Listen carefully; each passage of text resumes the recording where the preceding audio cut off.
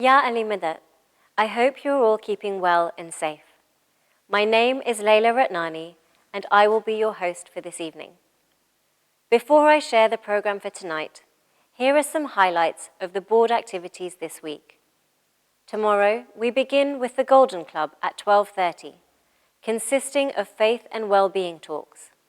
In the evening at 8:15 p.m., join the breathing exercise class, which can help relieve frustration, anxiety, and stress. On Monday, join the Aga Khan Health Board for their Mindful Monday session. Get away from your busy schedules and take the time to notice what is going on around you. Mindfulness is the process of purposely bringing one's attention to experiences occurring in the present moment without judgment. Join on Monday 1st March at 8:30 p.m.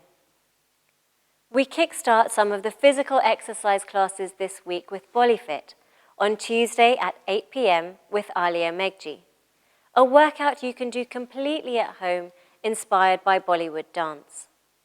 On Wednesday, the Aga Khan Youth and Sports Board, in conjunction with ITREB, are hosting Cookies and Conversation, Ask an Alwise.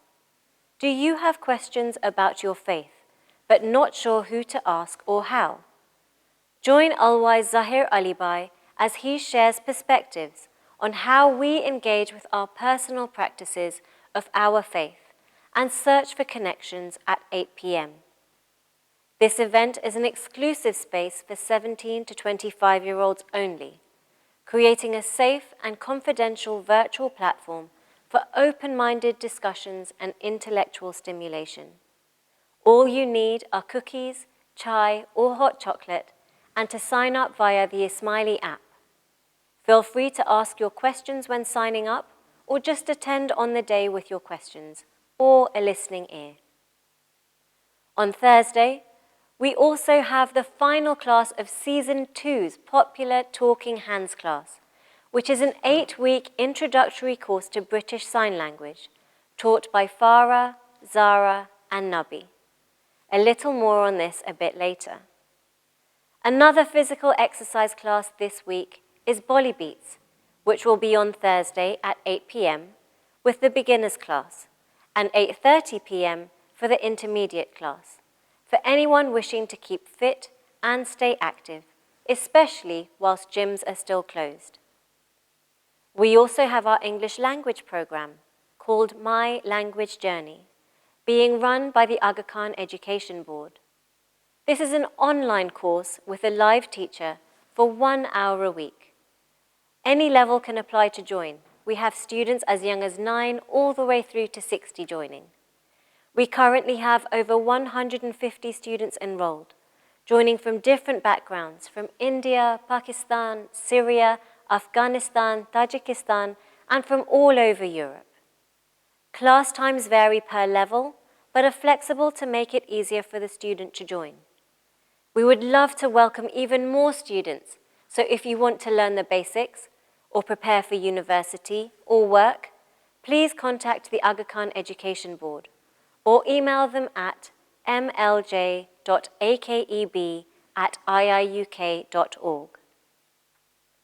The Aga Khan Education Board are also looking for teachers to teach English as volunteers. If you can speak Hindi, Gujarati, Arabic, or Farsi, that would be an added advantage. If you are interested, once again, please contact the Aga Khan Education Board or email them at mlj.akeb@iiuk.org. And now, on to tonight's program. Tonight we share the first ever viewing of our series, Through the Keyhole. Throughout the pandemic, as you may know, our institutions have been working tirelessly to support the Jamaat.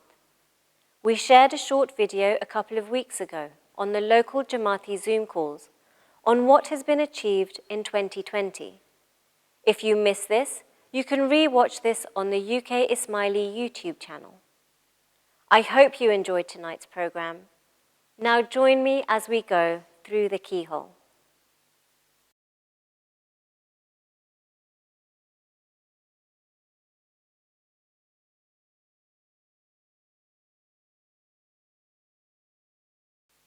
Ya Ali Madad.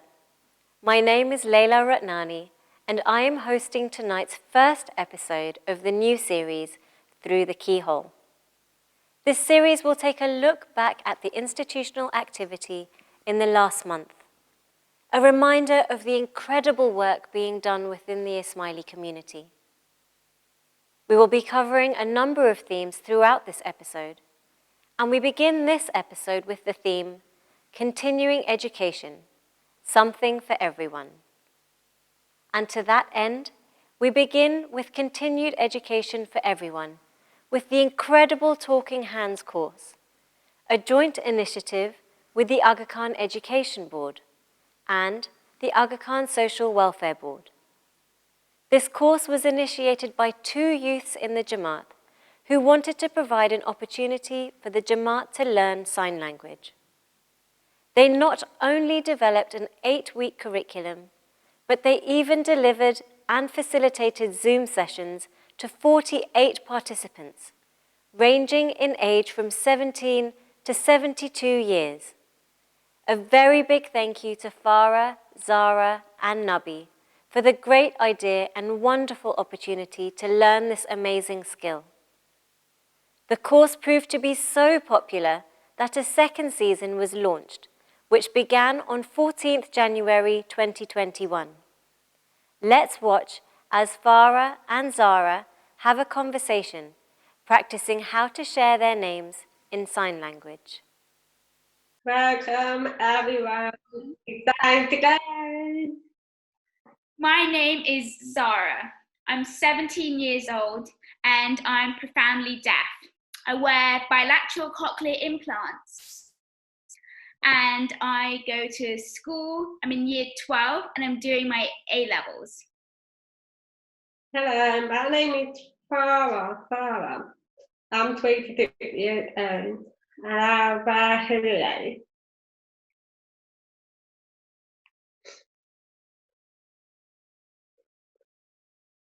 I was born here and turned that when I was 9 months old.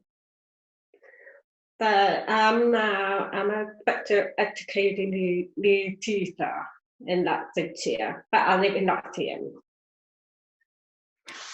So in our world, we have around 11 million deaf people, and for Ismailis in the UK jurisdiction, we have about 700.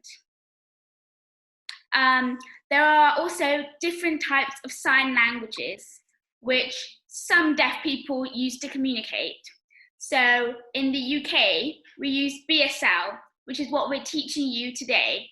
But in different countries, they use ASL, American Sign Language, or French Sign Language, or Kenyan Sign Language. There's around 300 different types of sign languages around the world. Continuing the theme of education for everyone, the Youth Club Network has been running Show Me How, a series of live stream sessions run by individuals from our own community. The sessions have included tutorials and workshops to show you how to do something new. This has been an opportunity for the Jamaat to learn new activities and join in on the fun from the comfort of their own homes. Here is a great example of the Show Me How series, where Sophia Kanji showed us how to make beautiful and tasty red velvet cupcakes. Thank you all for joining us for another Show Me How session. Today we have something very special prepared for you. We have the amazing baker Sophia, who's going to be showing us how to bake red velvet cupcakes today. And without further ado, I would like to pass it on to Sophia. Sophia, the floor is yours. Thank you, Yasmin. Hi guys, I'm Sophia. I'm going to make some red velvet cupcakes with you.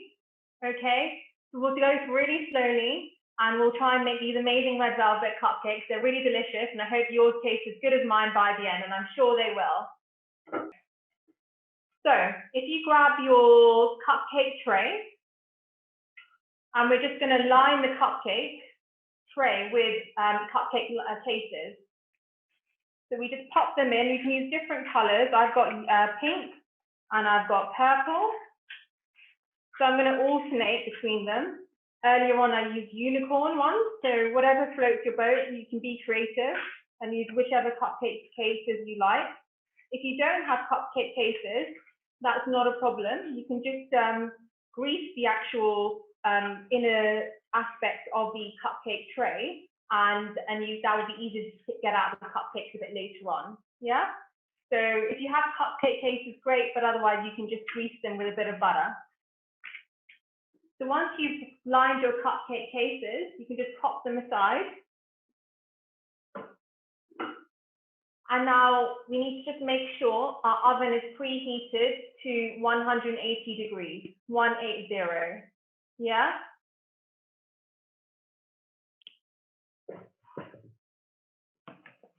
So those of you can get some help from your parents to help you along, okay? Just with preheating the oven. So I'm just getting my mixing bowls ready in the meantime. So I have two different sizes of mixing bowls. The best thing to do is to use a smaller mixing bowl if they are different sizes for the dry ingredients. So I'm just going to run through the dry ingredients first with you so you have everything ready to go. That's more of a classic red velvet cupcake, and that's the more funky one. I don't know about you, but seeing all of those cupcakes has made me super hungry. Under the theme of continued education for parents, the Women's Activities portfolio hosted a series called Preparing for Parenthood. These are webinars to help expecting and new parents bring their baby home with confidence.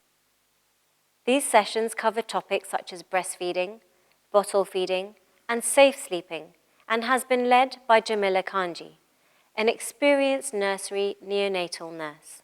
It gives me great pleasure to introduce our speaker this evening, Jamila Kanji. Jamila has had 6 years of neonatal nursery nurse experience and over 14 years of childcare experience. She was actually the pioneer of the Preparing for Parenthood sessions, and so we know we're in great hands. So without further ado, over to you, Jamila. Every single formula is the same.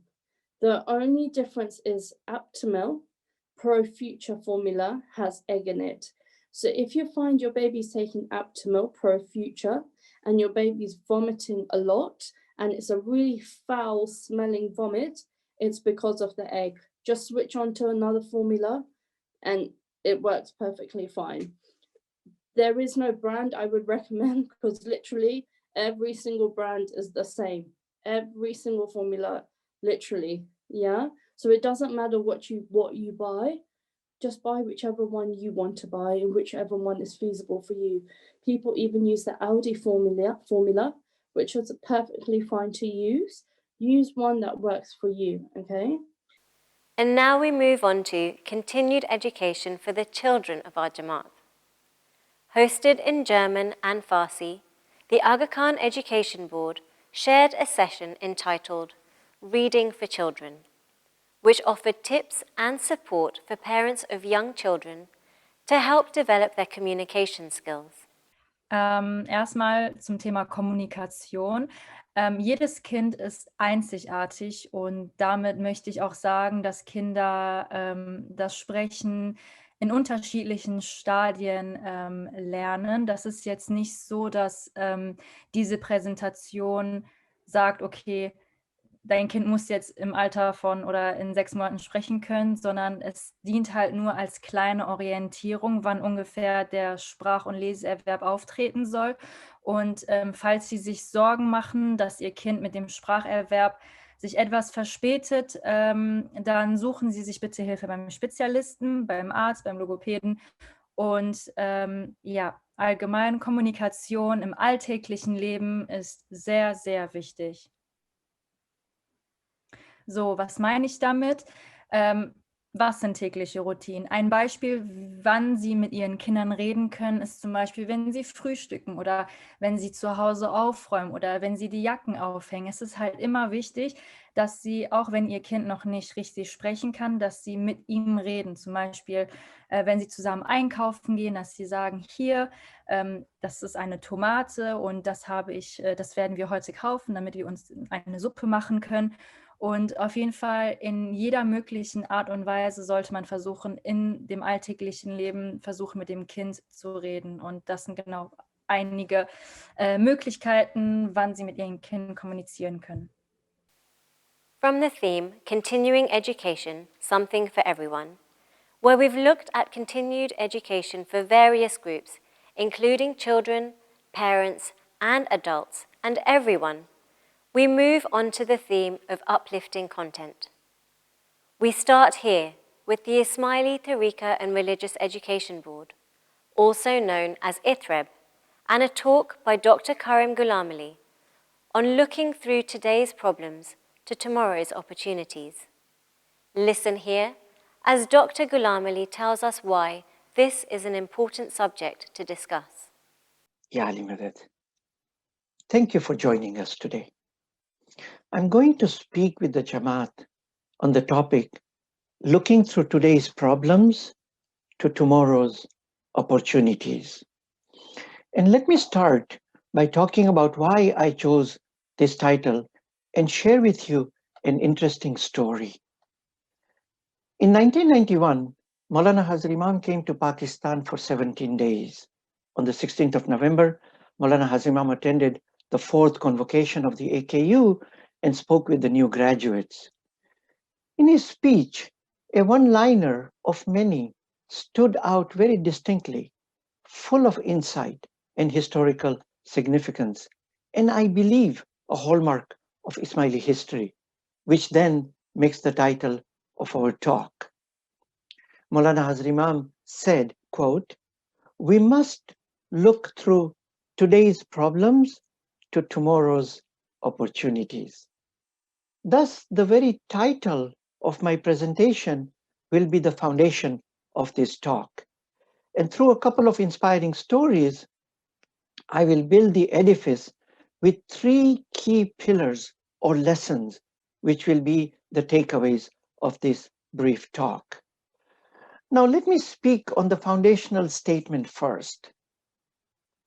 Right from the time of revelation and throughout our history, with all the challenges that came, we have always been guided to look at problems straight in their faces and deal with them as positively and faithfully as possible, and seize the opportunities that lie hidden in these challenges. And this is because our Imams have always guided us to seek inspiration and face challenges head on. In the words of Iqbal, "Tundiye baade mukhalif se na ghabra e ukhab. Ye to chalti hai tujhe uncha udane ke liye." Don't fear the intense, violent, opposing wind, O eagle. It is only blowing against you, so may you fly even higher. And that has been, I believe, our historical hallmark.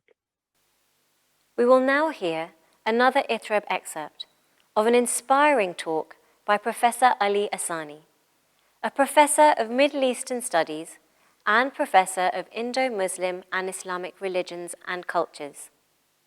This excerpt is on the topic, Reflections on Remembrance and Forgetting in Islamic Traditions. So you have this, over and over again, you have this mention of zikr. And I said, it's really seen, if you think about prayer generally as a way in which we connect with God, something that connects you with God. It's very clear in the Quran that you have this salat, the formal ritual prayer, but zikr is equally, if I would not say maybe even more important in the Quran, being God conscious, remembering God all the time is a theme that you find over and over again in the Quran. And of course, it's contrasted with the theme of people forgetting God. And so remembrance that way, but also remembering God through the signs of nature, because there is this, again, Quranic verses that talk about, can you not see in nature the sunrise and the sunset and the changes of seasons, or contemplate, the bee and how it makes honey and all of this, that around us are the signs of God, but we somehow don't read them as signs. But they're reminders of God everywhere in our lives. As an important sort of teaching in the Quran is that everywhere you turn is the face of God. So God surrounds us, but we are so negligent that we don't even see the God, quote unquote, see or experience the God that surrounds us. So that's a theme. And I think the other interesting theme that you find in the Quran connecting with remembrance is this notion of the beautiful names of God, Asma al-Husna. And these are, of course, we know these as these 99 names of God. And when you remember someone or something, you have to, remember that whatever you're remembering, the object, through a name. And in the Quran, we have these names of God, Ar-Rahman, Ar-Rahim, and so on and so forth. And so chanting the names of God, remembering God by these different names becomes an important practice, an important way in which you remember God. And it's also said that one of these names is the Ism Azam, the greatest name. Following on from that, the Women's Activities Portfolio run monthly sisterhood sessions to bring women together to support and uplift each other, with guest speaker presentations and breakout discussions. This clip is from the end of the session on Changes at Work, with Natasha Chatur and Nazreen Visram talking on positive affirmations. I used to use these quite a bit, but I'm using them even more, I find, during my time, during the past 6 months, really. And I find that if positive affirmations really help me if I'm having a particularly down day, if I'm having a particularly bad day, or I feel I haven't achieved something that I set out to achieve, or if I've done something not particularly well. And these are 3 that I use. You're welcome to use them, or you're welcome to create one of your own, or use something that kind of resonates with you. But I love the I am powerful, I am resourceful, I am enough, I have enough, I do enough. That's great for the boundaries piece. And I am a conscious creator, and I have the ability to create the life I make. So I love that one. That's quite powerful. And what I do is I stick them up, one on my screen. I have one in my notebook, one on my mirror when I'm brushing my teeth or doing my hair in the morning. They're where they're visible. And I just kind of, the more you see them, the more you read them, the more that they are sort of positive affirmations, and they kind of switch the mindset on a particularly bad day. So we wanted to leave you with that, because I think that's a really great way to kind of end the session with positive affirmations. But feel free to use those or one that you love yourself. Honestly, an absolute pleasure listening to you both speak. I kind of have 3 key takeaways for myself, because there was just so much information and I want to be able to incorporate it all. But mine, for what it's worth for everyone else, I wrote down authenticity and vulnerability. I just think that as a soundbite is so lovely and such a great thing to keep top of mind throughout all of this. And I think it's something that's even harder to achieve behind a screen. So I think really working to strive for that can only make you stronger, both in your personal life and in your career. The fact that you can have it all, but not at once, I think that's great. And in my breakout session, I think we discussed that concept a lot. I think it's really nice to think about it as, there is this entire whole picture you can achieve, but it's taking it in manageable bite-sized chunks, which is something that's super relevant for me, because having just started a new job and having just moved out and no longer having my mum's lovely cooking and her helping with laundry, those kind of things are really great to remember, that it's breaking it down and taking it as manageable steps. And then thirdly, just the 9 tips I think are wonderful. And the 2 I plan to think about are routine and perspective. Routine for me was actually the question about what have I learned in the last 6 months. I actually wrote down that I thrive off routine, which is something I never really thought I needed that much. But having had that space that the pandemic did create for me, really made me realize that even if it's scheduling time to not do anything, that works better for me. What a great idea to post your positive affirmations around your house. Definitely one to consider. So keeping on the theme of sisterhood, this clip is of a Farsi session of Sisterhood Europe on the topic of loneliness.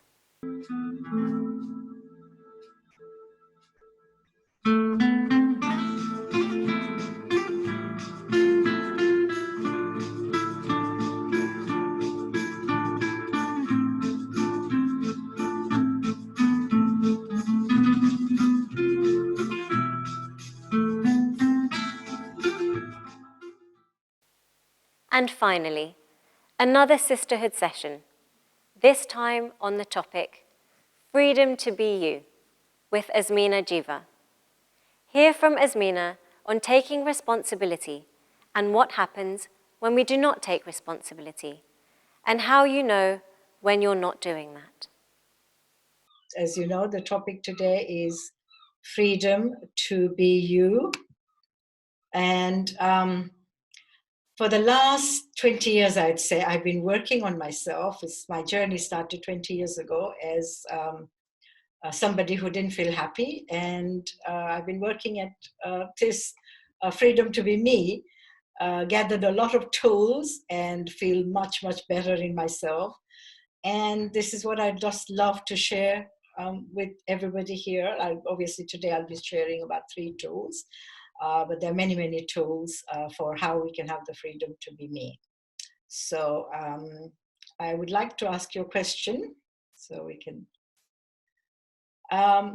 What does freedom to be yourself mean to you? And what stops us having this freedom? What stops us feeling comfortable in our own skin and being able to say and be and what we want to do? You know, like I said earlier, when we don't take responsibility, we are giving our power away to other people. So how do you know you're not taking responsibility? When you notice you're blaming the situation or other people, then you become a victim of that circumstance or a victim of the person or society. Somebody said society doesn't let us sometimes accept ourselves. But when you take responsibility, then we have the power. Recordings from all of the Women's Activities Portfolio events are available on the Ismaili UK YouTube channel, including Sisterhood and the monthly Preparing for Parenthood series mentioned earlier, which provides key information to the Jamaat as you begin your journey as parents and as a family. Now, if all of those clips were not uplifting enough, we'll be ending this week's programme with a video of poems that were included as part of our Salgira celebration last year. These poems, written in praise of our Imam, are performed by secondary students who have been studying them in their Bayt al-Ilm classes. Ya Ali Madad. Ya Ali Madad. Ya Ali Madad. In celebration of our Hazar Imam's 84th birthday, we wanted to share some poetry written in praise of the Imam that we have been studying in our Bayt al-Ilm classes.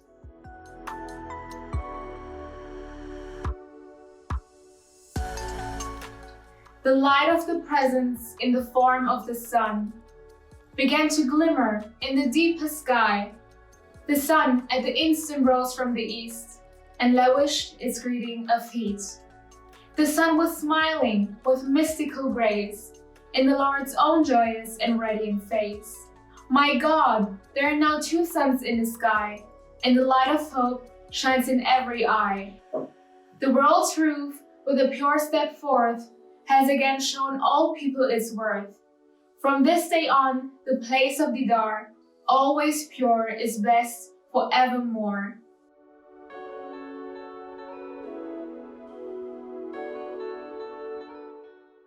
The Imam is born.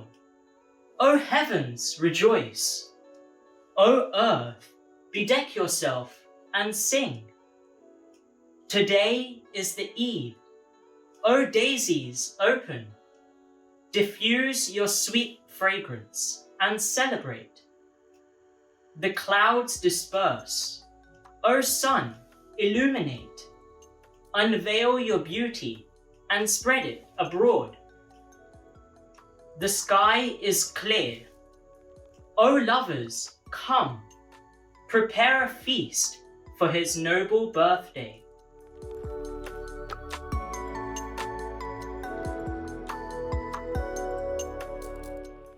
Believers, happy and blessed is this day. We have gained recognition of the Imam. Believers, in the city of Almud, there is a fort, in the region of Dylan. There the Lord manifested himself in human form. Believers, in the high mountains, the roads are unpassable. I climb there and wait for the light of the true guide. Thank you so much for joining as we shared our first edition of Through the Keyhole, a look back at the institutional activity in the last month. We hope you enjoyed it. Keep an eye out for future episodes in the coming months. In the meantime, keep well, stay safe, and Ya Ali Madad.